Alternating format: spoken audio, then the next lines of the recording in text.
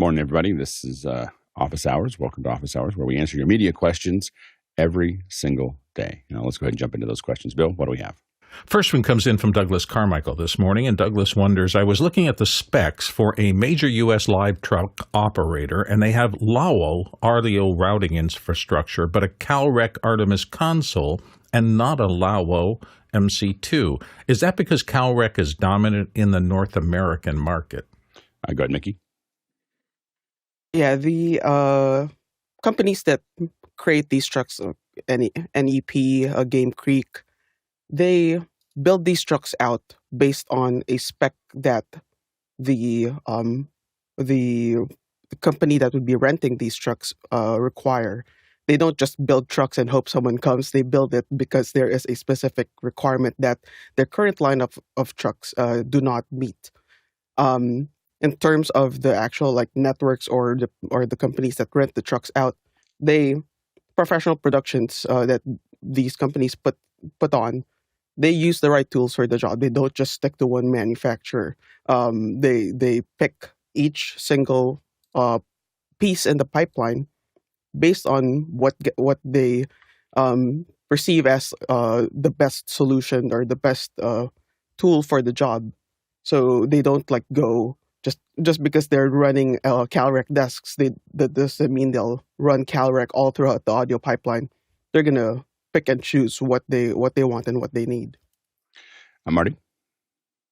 And there's also a matter of operator training. So there's a lot of audio engineers that A1 in these trucks, and Calrec has been pretty dominant in the remote truck market for a number of years, and there are a lot of people who are trained on them, and so that would be a factor in putting a new console in there, and how do you get freelancers across the country to get trained on a product like that could be logistically problematic. So at least in the United States, I think that almost every truck I've been in has a Calrec mixer. It's not like and so I can see how they decide that they like the routing better, but they're not going to change the format. And now it splits, for instance, in most trucks I've seen Sony switchers, but you see some Grass Valley switchers, but those are the two big ones that you see going back and forth. But with mixers, when you walk in, I was trying to think of a time when there wasn't a Calrec in there, except for my own. so anyway, next question. Next one comes from Guy Cochran in Seattle, Washington. What is Roland's venue set? And he's got a link to the product. Go ahead, Marty. So venue set seems to be a new product that Roland has come out with that is kind of a dashboard product that that integrates is a dashboard that can be shown on tablets and touchscreens that integrate a bunch of their different audio and video products so that you can create customized control panels. And this is useful for integrators who are installing these devices, creating systems, designing systems for conference rooms and such, so that you can create a customized series of panels that offer the controls that are necessary to operate them according to the design. So instead of having to change screens from your audio device to your video switcher to your router, it brings them all together into one potential interface that a system designer can create. Courtney? Yeah, that was a pretty good description of it. It's kind of like the software for the ATEM that instead works with the Roland switchers. The difference is it allows you a lot more flexibility, I think, in the layout of the control panel. You can put just the pieces that you need to control on the screen for whatever you have hooked up to the Roland AV switcher. I don't know if it does all of the super source controls like Mix Effect Pro does. It runs on the iPad. It also runs on Mac and Windows. So it is a little more cross-platform, but I haven't used it to see how well it works or whether it actually does lower thirds and animations and things like that. How comprehensive it is, I haven't watched the whole video, so perhaps so. Yeah, I mean, it feels like does say that it does macros and it's got a sequencer and scene memory recalls, and so it may be able to do a lot of those things. In many places like this, in corporate environments, we would see things like Crestrons and then Universe, which is what we use to cut this show, is oftentimes used to build interfaces for these types of things. So it looks like they're really trying to get into that industrial market or the corporate market where you want to simplify things. You don't want to have everybody have every access to every button. So we're going to give it to you. And the advantage of the screen is you can keep on changing it as the needs change, but it basically abstracts all the complexity, and you hit one button and it can do a bunch of different things for you. So it's interesting to see. It'll be interesting to see how integrators, because really the sell is to typically integrators, not to the corporations themselves. So it'll be interesting to see what the pickup looks like. Next question. David Brady in New York City up next. Does anyone have an idea how to use NDI-free audio? I'm hoping to run it on my work PC and to be able to send all the audio to my work Mac just for fun. I have not used the NDI free audio there. I don't know if it is it new, or is it just something that we haven't dug into very much? Go ahead, Marty. Yeah, I think it's a new add-on for NDI that enables you to take multiple channels of audio and transport them between devices.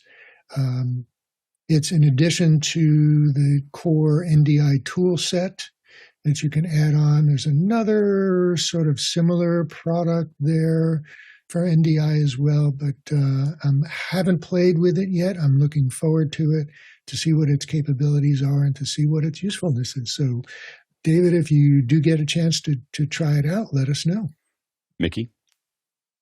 Yeah, this seems to be sort of like an NDI audio engine that allows you to transport NDI audio and integrate it into your own either application or plugin.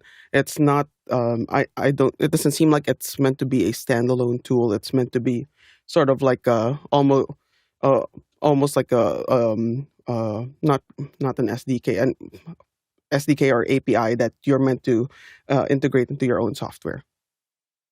Next question. Yeah, it says it's a command line utility that runs on all platforms, enables you to use any device with a physical sound card to input or output high-quality NDI audio signals. Anytime they say command line, it's probably in the back end for most people. For most people. Yeah. Next question. Let's see. Upton Christensen from New York City. I'm on the hunt for an HDMI HDCP bypass gadget that I can get on Amazon. Has anyone had any real-life experience with one? And if you have any recommendations, I'd love to hear them. I go, Courtney. Well, I have had experience with some, but I don't have them handy to look at the brand name because they're always made in China and they're they're privately labeled coming out of some factory. My suggestion is look for an HDMI splitter.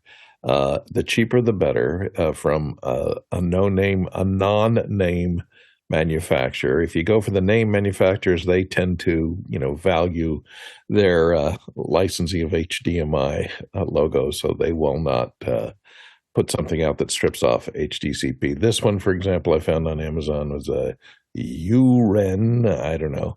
Buy one and try it. Buy it and try it. This says, note, does not support HDCP 2.0 and 2.2, but it may strip the earlier versions. Try it or just do a search when you find one that you think might do it.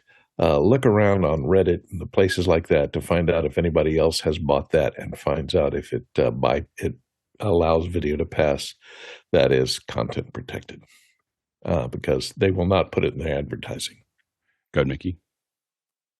Yeah, I certainly wouldn't recommend these boxes because, well, most importantly, they're illegal. But so I won't mention companies like Orei or Canex Pro that have HDMI splitters that do it because, again, those are illegal. I won't mention those.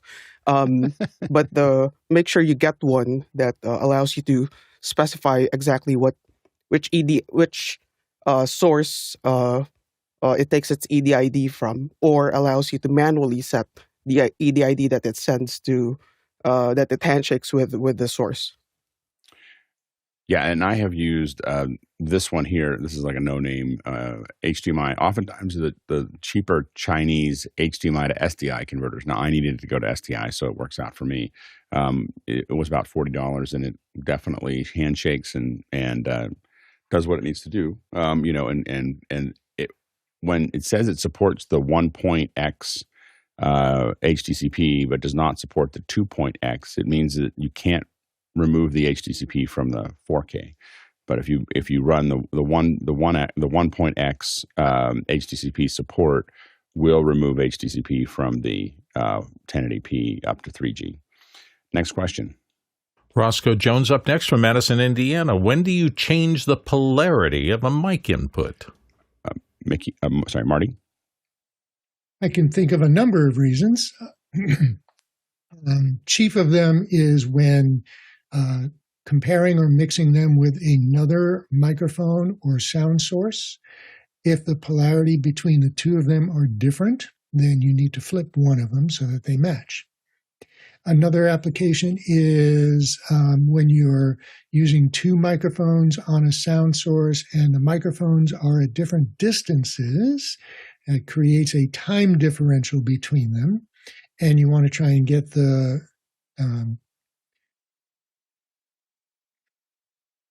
waveforms to match as close as possible.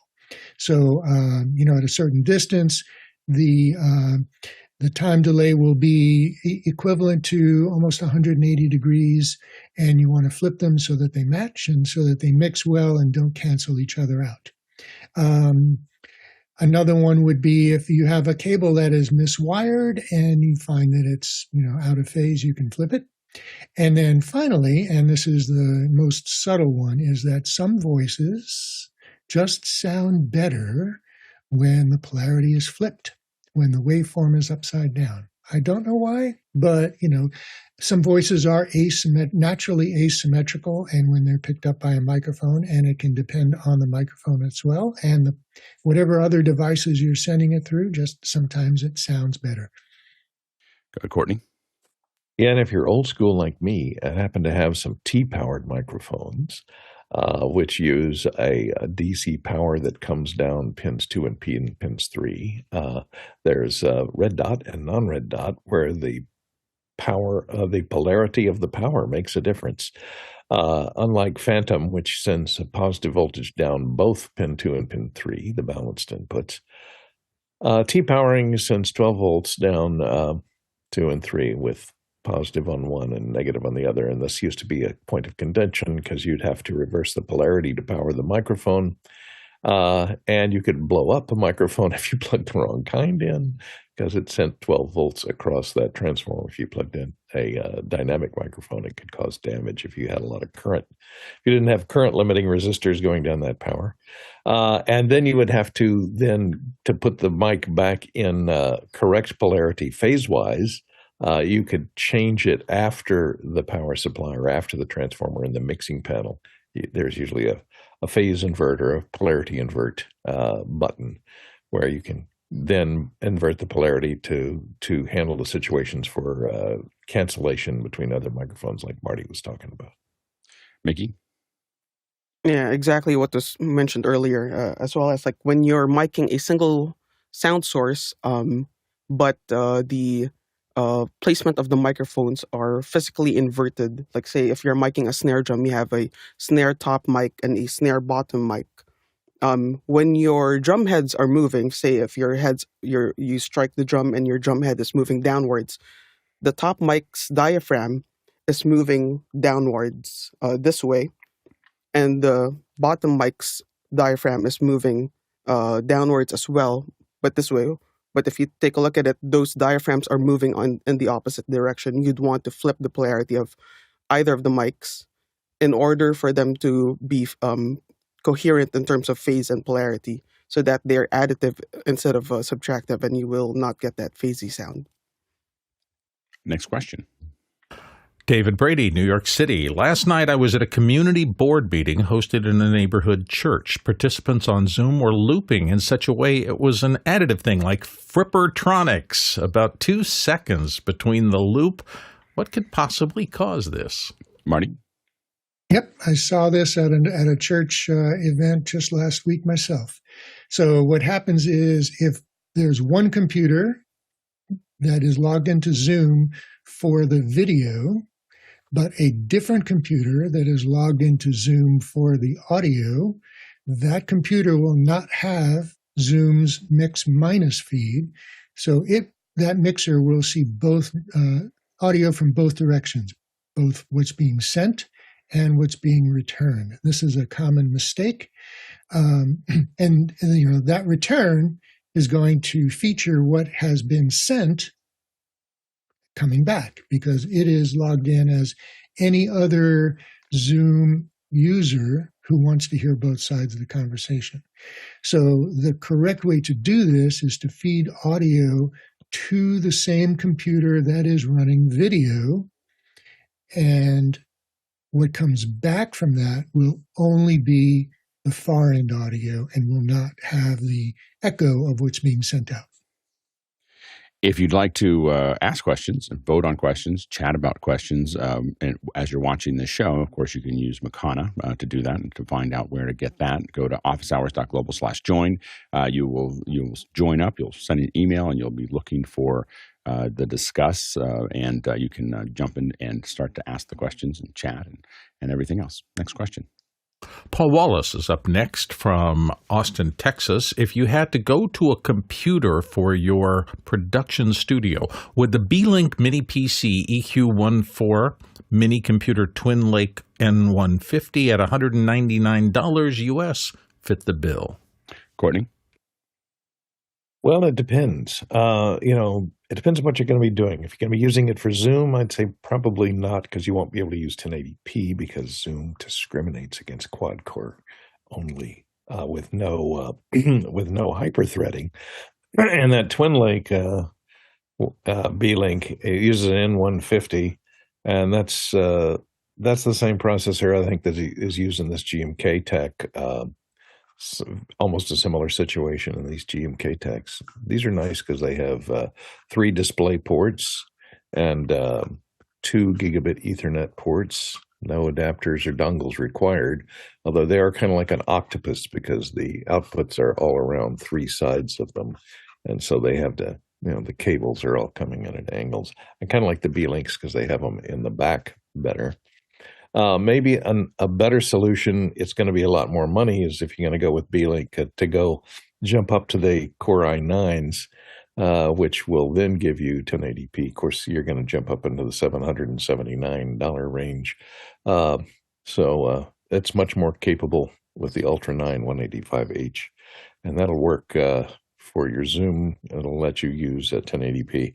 The others are just fine as long as you're not trying to do 1080p on Zoom. I haven't found anything that the smaller N100s and even N97s, N150s, those range of Celerons work just fine for doing everyday tasks. And the N90, I have N97 hooked up now that will even run DaVinci Resolve. So it's not great at it, but the Beelink SEI 14 Ultra 9 would run it a lot better. Mickey? Yeah, for use of like mini PCs like Beelinks in a production situation, you typically want to rely on them in fairly low lift and non-mission critical use cases.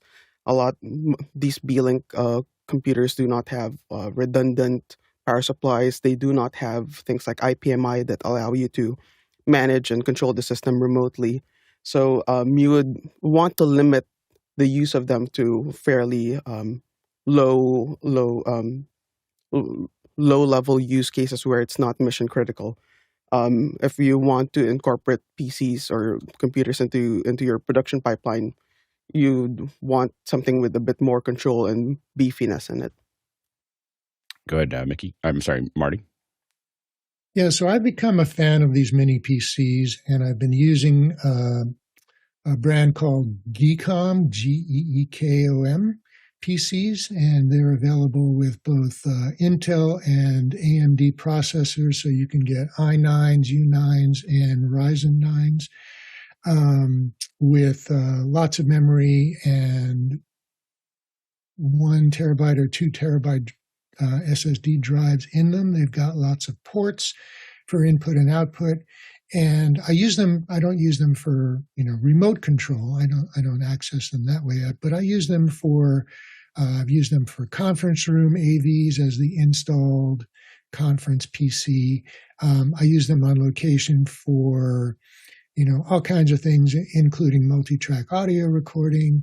Can use them for Zoom production, and they're pretty reasonably priced considering the power that they have in them.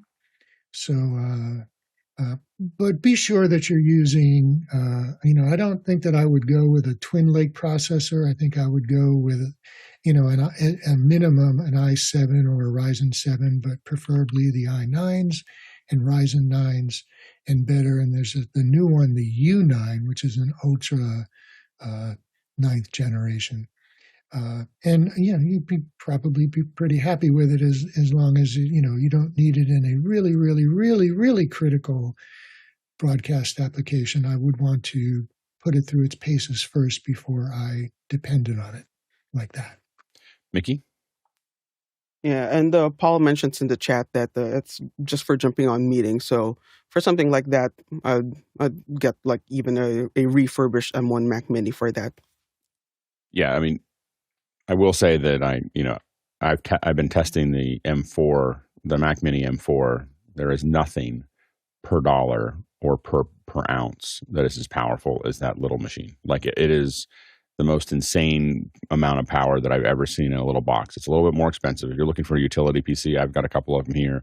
They're for doing little things. That they're fine, but I would say that at $599. That's all I got. I got the little base one because I need to buy potentially a couple hundred of them. And so I was, kind of running it through its paces, and I've just never seen anything like it. So it's a completely different. But I would say agree with Mickey as I think that the for $299 the M1 Mac Minis are refurbished are a pretty good deal. Next question. Next one comes to us from Roscoe Jones again in Madison, Indiana. Why would someone want to use a Pultec Equalizer in the digital era? Mickey? Yeah, Pultec EQs or any outboard hardware or processing for audio.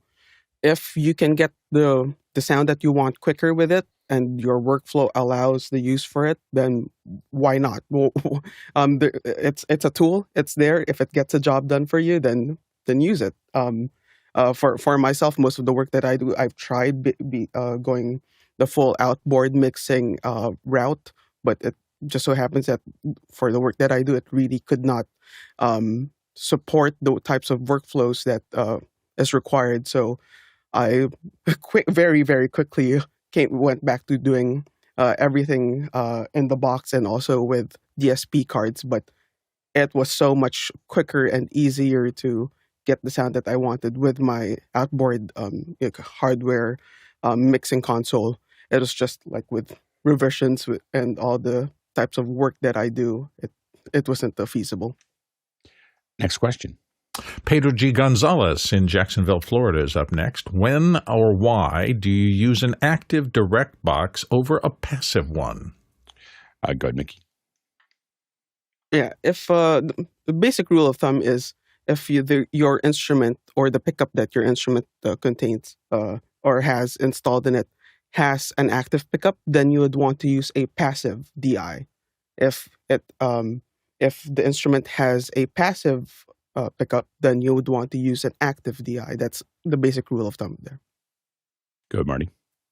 Yep, that is absolutely the rule of thumb. And for some of those reasons, an active DI can provide a lot more gain than a passive DI will. So if you're using a low, an instrument with a low voltage output, like a piezo pickup or something like that, you would want to use an active DI. Also, active DIs can have a higher input impedance than the passive ones do. So, like for instance, there's a piezo pickup that I use on grand pianos that works really, really, really well. It adheres simply to the bottom of the soundboard of the piano, but it has a really high impedance, and so it needs a DI that has an input impedance of at least 5 megohms. Which is really, really pretty high, and you can't get that with a passive DI. So we use active ones. Next question. Next one comes from Paul Wallace in Austin, Texas. I have a mission-critical need to get our FM radio station over-the-air feed into my studio and to Zoom, but I need a long wire antenna with a 3.5 millimeter jack. Suggestions? Mickey? Yeah, for something like this, again, if you mentioned mission critical, if it's mission critical, you'd want to most likely rely on an IP codec to transport the signal from the station to your own studio and possibly do the return as well. Popular companies for this are Comrex, of course. I'm sure your radio station is familiar with Comrex products as well as Prodis. Another company is Telos as well. They have IP codecs that are very popular. You'd want to utilize those as opposed to using like actual over-the-air FM transmission if it's something that's mission critical. Courtney? Yeah, I'm not sure I understand the question. If you have an outboard radio receiver that you're tying into a computer or something, you just need to hook up an antenna to it.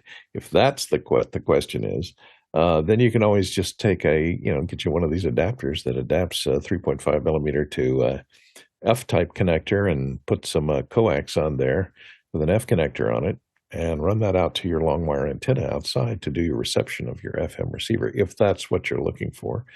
And being a ham radio aficionado licensee, you should have plenty of books that outline how to do that kind of stuff. Build a dipole for radio reception and bring it into your whatever receiver that you're plugging it into. Next question. Mike Beardmore in Bedford, UK wonders, did you see the 20 times iPhone rig and he's got a link there to shows at Mac Break Weekly. I think I saw a picture of that. It's pretty insane.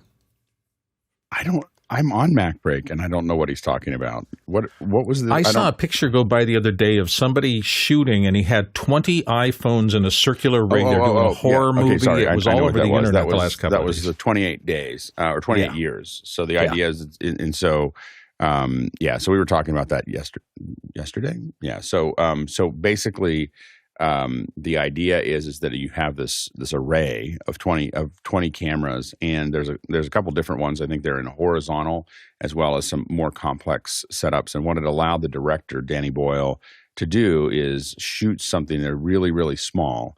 And so he can hook the rig up and shoot someone from all the angles at one time. And so he can create these kind of chaotic, like jumping back and forth with the same performance. And so I haven't seen 28 years. I'm not really a horror guy. Like, I'm not a zombie guy. I'm not a horror guy. I just don't watch those movies. So maybe because it was all shot, or not all of it, but many shots were shot with iPhones.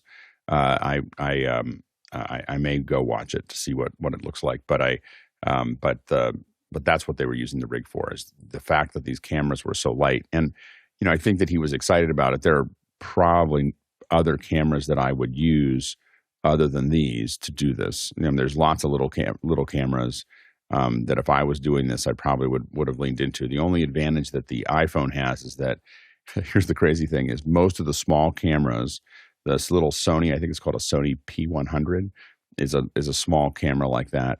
The GoPros and everything else. The iPhone is actually capable of capturing Apple ProRes in log. It can capture Apple ProRes, I think theoretically, 422, maybe 444, but 422 log. And so the iPhone is actually able to internally capture footage that is higher quality than any other camera that size that I know of. So that may have been why they leaned towards that, or they just really wanted to use iPhones everywhere, which is part of what they were. I think they were taking on that challenge. They were using, I believe the cases were all B scripts, or everything I've seen so far are B script cases that are being used for those. And so it is probably, I'll probably watch it. Again, it's not the genre I tend to watch, but I may watch it just because of the amount of iPhones used in it. Next question. Next one comes to us from David Brady in New York City. I need to get my Shokz headphone adapter up a little higher to avoid interference. Are there any good USB-C pigtails, male to female, about 2 feet long? Courtney? There are a number of them. It depends. Now, are you just charging your Shokz headphones with this? Are you talking about plugging in the power supply charger?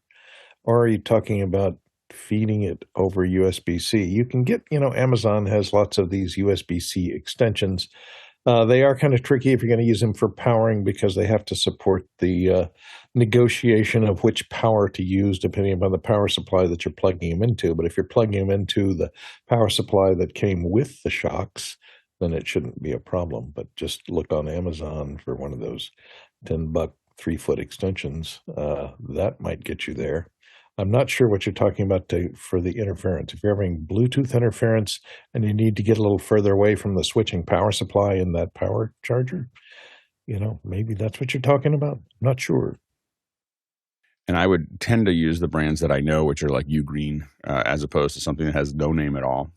It doesn't mean they were bought by somebody else, but Ugreen has worked pretty well for me. Next question.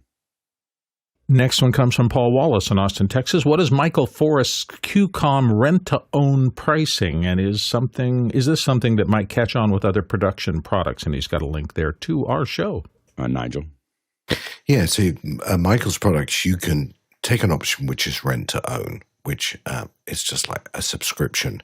But at the end of a certain cycle, and by the way, I couldn't work out what the cycle was, how long you had to do this before you owned the product. I had a quick look at the pricing. It looks like the one-time charge is about 4 years worth of the monthly rent to own. And so theoretically, I guess if you do this for 4 years, you'll own the product. So why most companies don't do it is actually hidden in a little question mark underneath Michael's offer, which is limited offer, only 336 left, because I can't administer any more than this. And I think that's really where most companies on rent to own, unless you've got very sophisticated software, it's actually quite hard to track. And why would you offer it if you didn't have to? So there's a try it, feel like it. Once you've installed it, you'll keep it view of most software. But most software companies would rather sell you the license, sell you a year subscription, and make it difficult for you to disconnect from it, because that's a better business model than, here it is for a month and then you can easily cancel it. But the reason most others don't do it really is the administration is quite hard. Next question. Peter Moore in Auckland, New Zealand is back with Arturia emailed me about a new 88-key synth, and he's got a link to it there. Thoughts? Here is the recording. Tell us. Go ahead, Courtney. Sorry, I haven't. No one's had much of a chance to look at it. It's very pretty. Gosh, it's got some nice polished wood ends on it, and it's white. You don't see that in a stage synth very much. And it has a very minimalist interface to it. It's just got this tiny little LCD display. It's round here on the front. It does have some hammer type premium hammer action keyboard. So I guess keyboardists that are used to a real type hammer action keyboard will like it. And it comes with a selection of 48 reference instruments, and I assume you can download new instruments into it with their Studio Stage software. So it looks interesting. It's about, $2,300, $2,998, $3,000. Yeah, the interesting thing is I was thinking about that last night, because when I'm on stages, I was trying to think. They were fiddling with the keyboards, and for some reason I was thinking about why, what do I normally see there? And it's pretty much Nord, Roland, and possibly a Novation somewhere. But I was trying to think of any time I've seen anything other than those three on a stage, and it's been a long time. Next question. Harshid Trivedi is up next, and Harshid wonders from Daytona Beach, Florida, what are your thoughts on the JBL 305Ps? Any others to consider? Marty? Well, I have a pair of them right over here that I've been using for a couple of years. They're not Genelecs, but they're very nice. They're clean. They have a really good frequency response. I have not actually measured them or used or tone them out to flatten them, but just naturally off the shelf, they sound pretty good. There are others to consider. IK Multimedia's loudspeakers get pretty good ratings and are reasonably priced. But I like them. Mickey? Yeah, I have multiple pairs of the 305 and also the larger ones, the 308s. Both of the from the first generation and the Mark IIs. They're decent monitors. They're definitely not what I would call accurate. They represent the consumer speakers a little bit better. So it's a good B speaker to use for like checking your mixes in. But yeah, for the price, there's not many that's of as good a quality within that price range. Perhaps the Yamaha HS line, which have their own frequency response or sound signature. So you kind of have to train your ears or have your ears learn on them for a bit if you're switching between the different types of monitor families. But they're good bang for the buck monitors. If you want to move up, you'll move up to the 7 series from JBL or things like Genelecs. Good, Bill. I'm sitting behind a pair right now, and the reason that I got them, I was using Mackie 8 series, but they were too big because I'm at a desk that has a meter bridge, and what I found is on the meter bridge, they were too reflective in this small space, so I actually bought a couple of short, I think they're about 2.5 feet tall stands, or maybe a little under that, and mounted them up high, angled them down at me, and put them next to the main monitor my clients use. And in that configuration, I have really enjoyed them. I've never had a client who's had a problem with them, and it seems to me that I can hear everything I need to hear coming out. So as near-field monitors used with care so that you eliminate reflections and problems, I've really enjoyed working with them. So I'm a +1. Next question. Robert Green, excuse me, I didn't see that, from Los Angeles. Could GPMI ever replace HDMI in the U.S. and Europe as a faster standard? And he has a Tech Radar link there to explain. Go ahead, Courtney.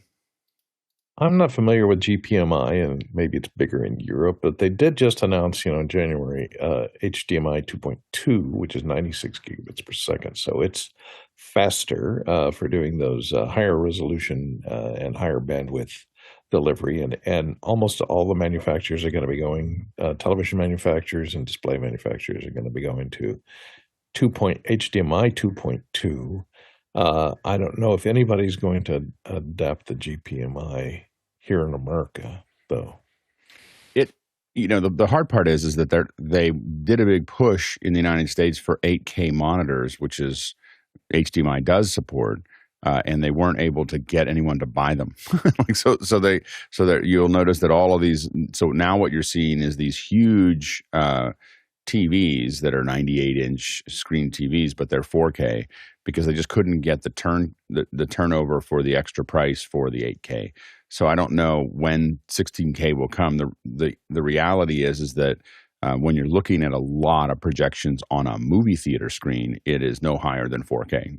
So I don't. There's very few. There are projectors that do this that go up to 16K, mostly in military and research solutions, and so there are solutions that do that, but they're not even in the theaters. So I think that I think that that's an interesting puzzle for them. They seem to be solving a problem that no one seems to have right now. Next question. Michael Benoit in Richmond, Virginia. Are there any cheaper alternatives to FreeSpeak? We have Eartec, but it has earned the nickname CrackleComm.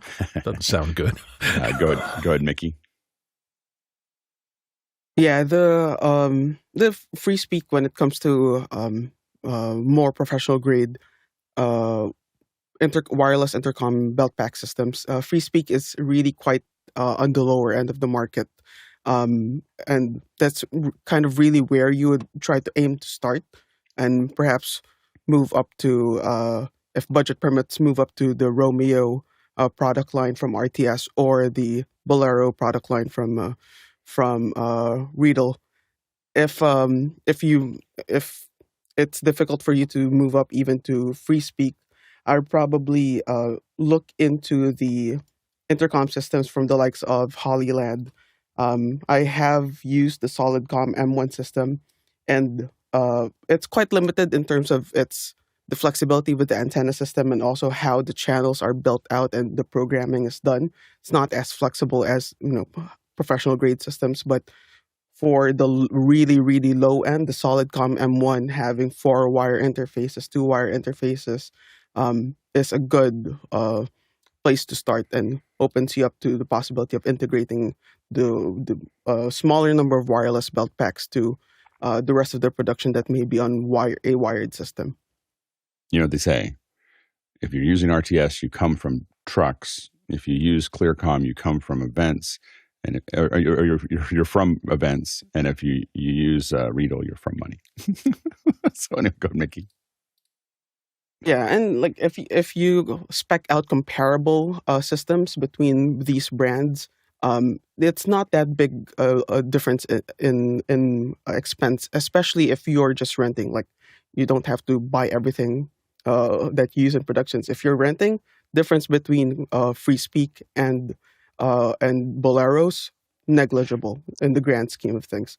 And also, just wanted to build on something I kind of touched on earlier. Like, not everyone in the production needs wireless belt packs or wireless headsets. Like, majority of the people in production just need like a wired belt pack or a key panel that's on their desk.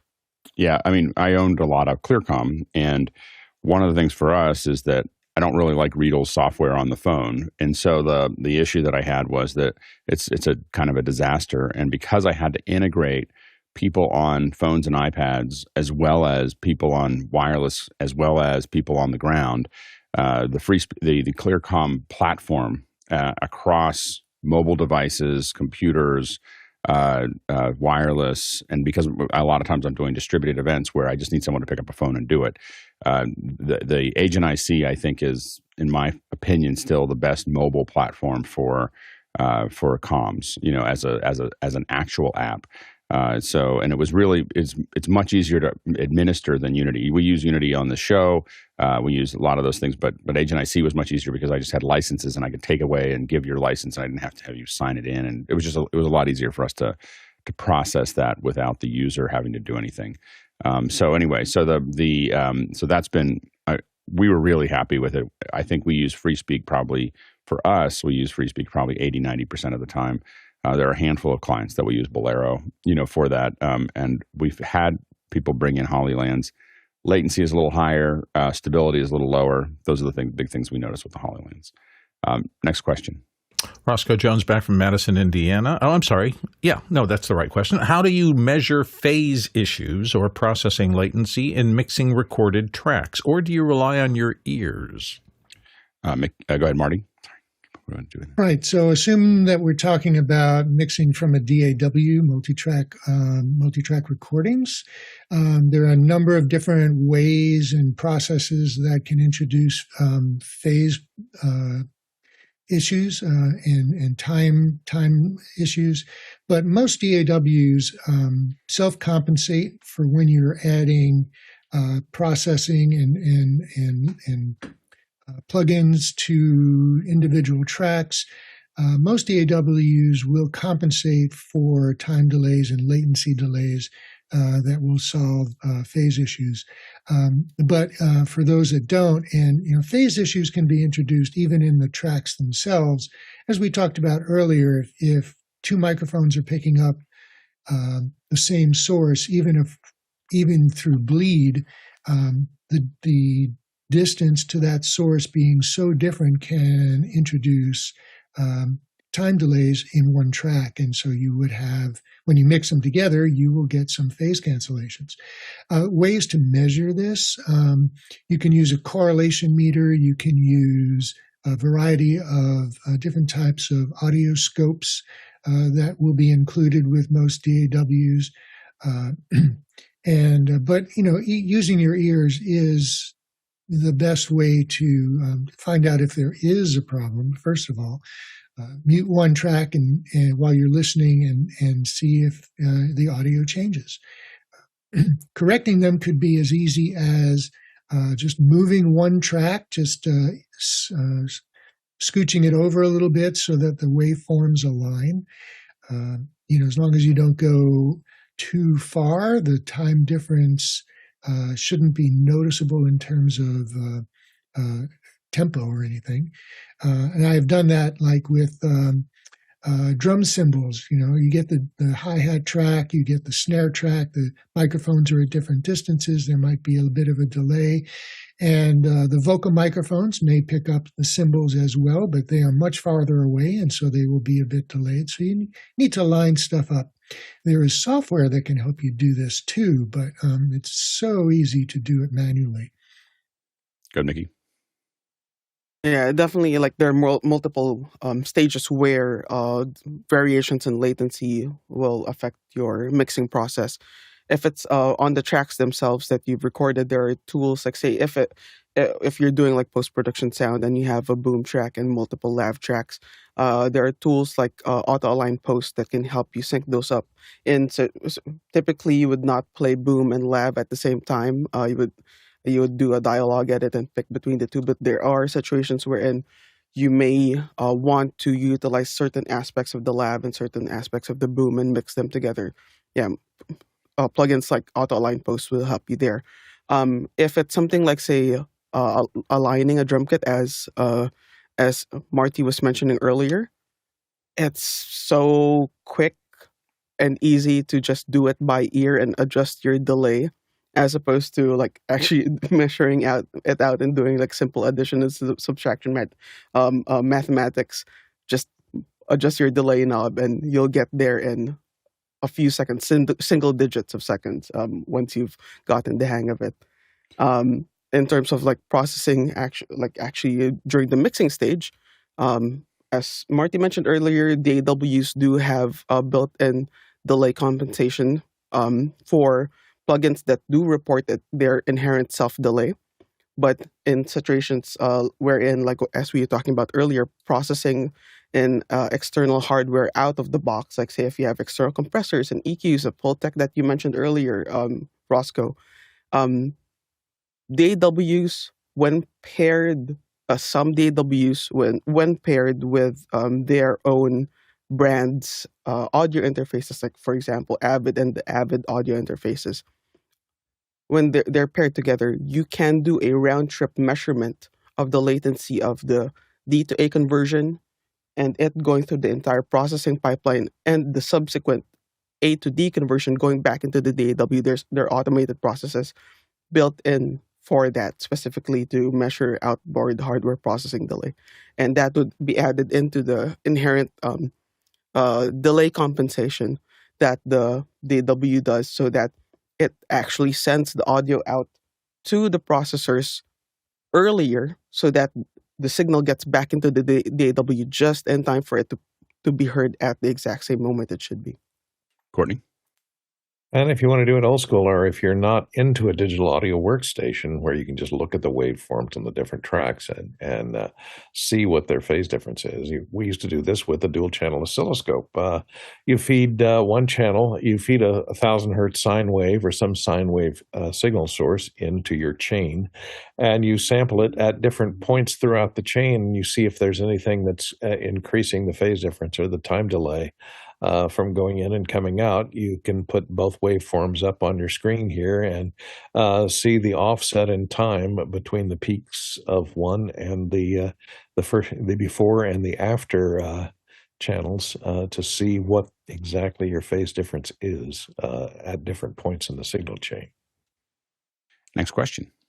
Kevin Graham in Rochester, New York. How do you get rid of the loop feedback on my Yahama MG12XU mixer when connected as a USB interface to my Windows computer? Nikki? Yeah, I have a bunch of these MG XU series mixers, and the built-in mix minus functionality only works if you're using the USB audio interface that is built into the MG mixer itself.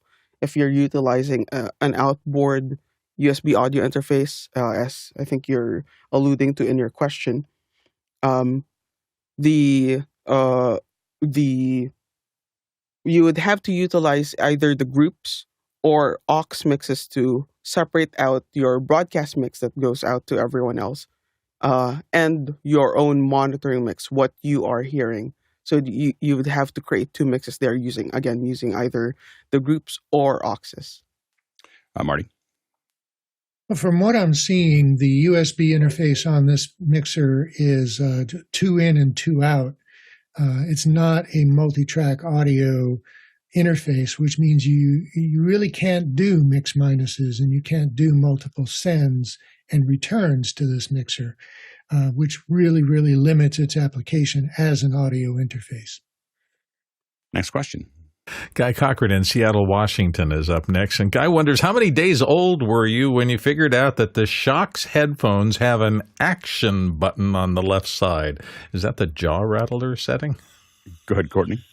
I figured it out on day one because I read the manual. I know nuts. There we go. Yeah, I use it because I for my swimming Shokz that I have.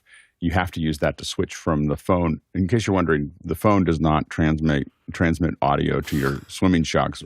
It does when you're above the water and not when you're under the water. So it just keeps on going up and gone, up and gone. So you have to switch over to MP3 mode. And so I use it all the time because it's the only way that I can listen to things. Go ahead, Mickey. Yeah, Courtney beat me to the snark there. Yeah, I read the manual of every single thing I own. So yeah. Next question. Peter Moore in Auckland, New Zealand is up next. Synergy amps have this quite ingenious product where they have a power amp, but licensed preamps from Fender, Soldano, etc., which are plug and play and switchable between the two, full head and or rack mountable. Thoughts? And he's got a link to synergyamps.com. You know, I never find that these are the same as the real thing. Go ahead, Marty.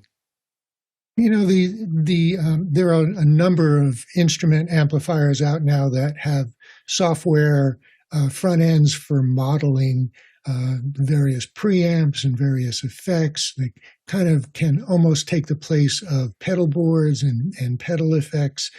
You can, one of the earliest ones was Line 6. And a more recent one is from Positive Grid, the Spark series of amps. And now there's a whole bunch of other ones that are, entering the market. And, they're very interesting. It's just an amplifier. They come in different sizes and with a Wi-Fi interface and an app on your phone. You can do all kinds of effects with them. You can have different preamps. You can have modeling different classic analog amplifiers for different sounds. They're great to play with. They're great to practice with. And if you find that they get you the sound that you want, they're great to use on stage. One of the really nice things about them is because through the app and maybe even through APIs, you can get them to switch their models and the modeling and the effects that you want pretty fast, and so it's a new generation of amplifiers. Let's see how it does. Next question. Harshid Trivedi's back from Daytona Beach, Florida with this. The SSL2 Plus has a lot to offer with 32-bit float, 2 headphone monitor outputs. What product could SSL make to make it an even more compelling product? And he notes onboard plug-in support maybe, or for something like Noise Assist, Cvox Suite, and that kind of thing? Now, Harshid, you're using a SSL right now, right? Yes, I am. Yeah. And do you like it? I really do. Compared to the new version having 32-bit float offerings, I would only say that having something like a Noise Assist or having something that's onboard built for plugins would be the only product wish list that I have. Otherwise, it's really clean preamps in comparison and what I've heard from other products. So I was just wondering, what can SSL do? I mean, Infocom is right around the corner. Absolutely. Mickey? Yeah, I think for companies like SSL, I would feel. I think I would prefer that they stick to what they're really good at, which is a lot is analog circuitry primarily. And Harshid, you mentioned their preamps. Although the preamps built into their USB audio interfaces, like the SSL2, aren't really comparable to what you find on their actual mixing consoles in their desks. There's still really, really good preamps in there, and I would hate it for them to muddle it up with like DSP and processing like that. Like if you need noise suppression, well, first off, you try to get rid of the noise, and secondly, I'd rather have a separate noise suppression processor as opposed to having it built into an audio interface. I'd rather SSL stick to what they're good at. Well, fortunately for SSL, there's another company in the group that owns them that has a thing called Noise Assist, called Sound Devices.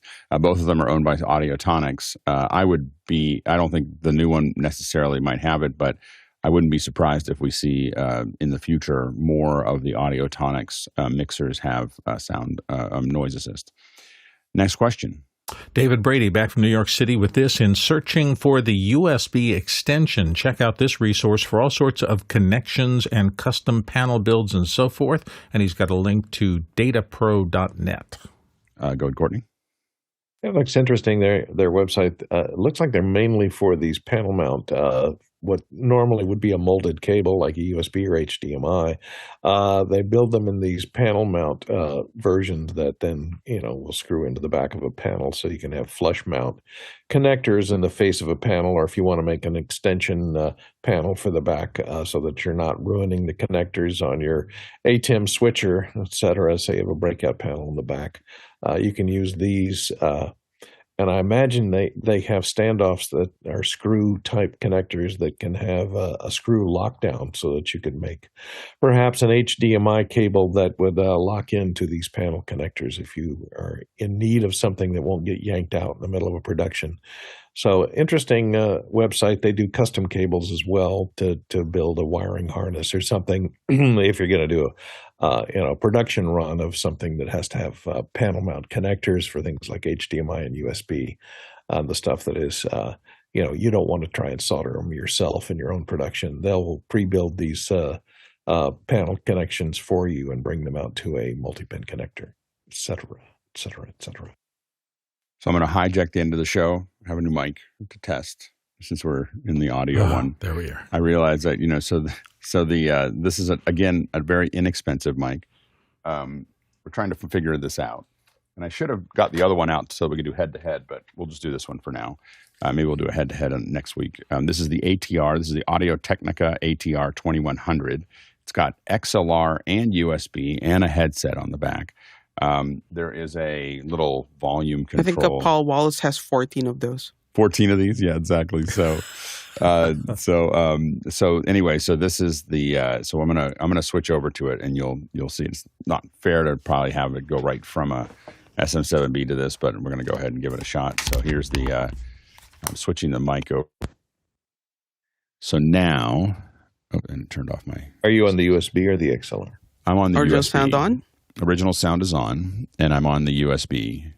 And I can't hear it because I'm still hearing my other one. So how does it sound to everyone here?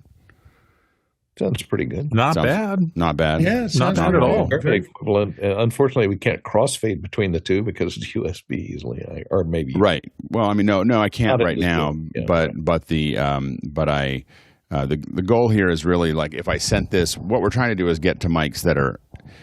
It costs us to get a mic out to someone and back. Oftentimes costs us $30 or $40, and then there's all the other time and everything else.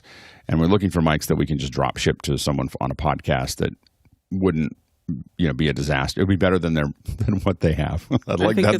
Handling noise is a bit iffy, and it's popping a little bit, but it comes with we get it over here, and we would send it out with a stand. It comes with a stand. I think it's very difference from distance from your mouth because you're kind of coming in and out of the. Is it a cardioid? It's a cardioid. I pointed it away a little bit there. So, Yeah, it's hard to get The it. fall off's pretty strong. Yeah. So here's it pointed pretty much right at my mouth.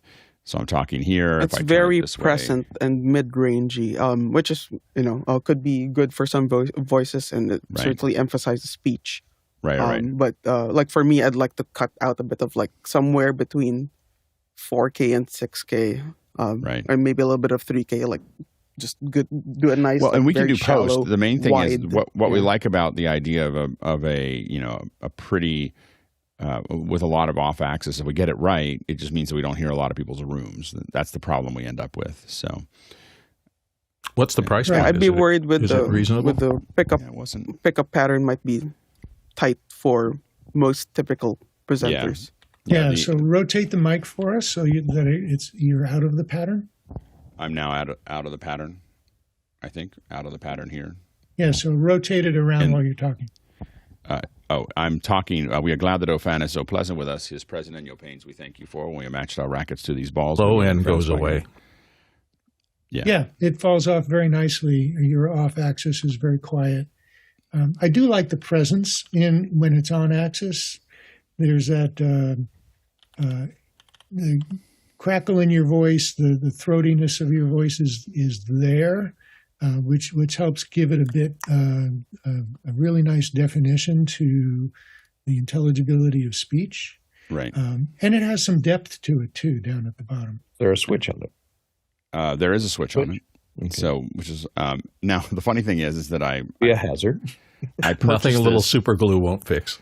I purchased this April 25th, and it just showed up. So it was back ordered, and now when I go, I did all this work on the testing, and when it's back ordered, and now it's currently unavailable. So I don't. Maybe this isn't the best one. Maybe they're going to release something else.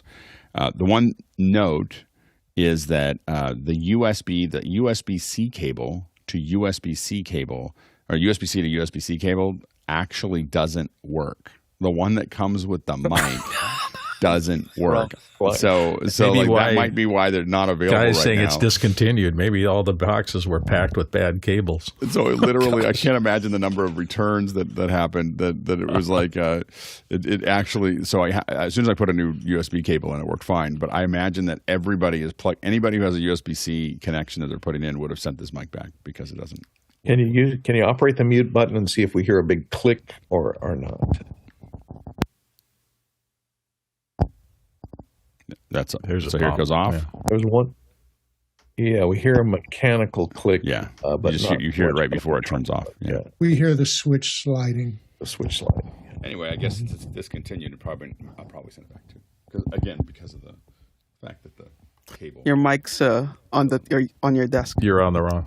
Oh, because I probably will send it back too because the cable that it came with doesn't work. Because that means I can't drop ship it. If I'm sending out mics to people who get the mic, they would have complained.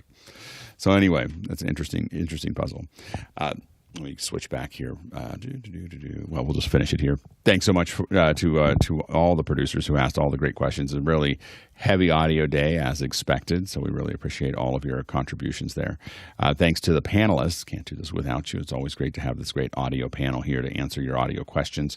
And thanks to the incredible team on the back end that does this 7 days a week. We haven't missed a single day since March 25th. 2020, over 5 years of me through rain, shine, Sundays, Saturdays, Fridays, holidays. This team is always here to make sure that we have a show. So we really appreciate everybody's contribution and for everyone managing it and making sure that these shows have something to do and all the things that have to happen in between. We really appreciate everybody's contribution. The Tlaloc Traversal, if we'd done this in person, we would have traveled 47,000 miles, 76,000 kilometers, and that is 375 million bananas for scale. All right, let's go ahead and jump into after hours. For those of you, that's the Danny Boyle's array. If you hadn't seen it, it's pretty cool. 20 iPhones. At first I thought he just did it because he could, and then I realized that he might have been, hold on. That costs more than using 20 Canon Mark IIs. Yeah, but the Mark IIs are too big, like that, too big and too heavy. Right. Like if you're looking for if you're measuring it by weight and by quality that you can get for the weight, The only thing that's missing right now really is for the iPhone, just being able to control them all. I don't know how he controlled a fleet of those. Yeah, just start and stop them at the same time. You need something to have them start. Well, even roughly I have to say the time. computational exposure and the rest of that is really pretty slick. So once you get them all up there, if they're all set the same, you should get a lot of consistency. Right. But you got to be able to fire them off. Otherwise, you're running around turning them all on, which you could do. It's not. It's just bandwidth, but I mean, or it's just memory. But that's what I feel like we're missing. Thanks, everybody. Those 4 grips. Yeah, exactly.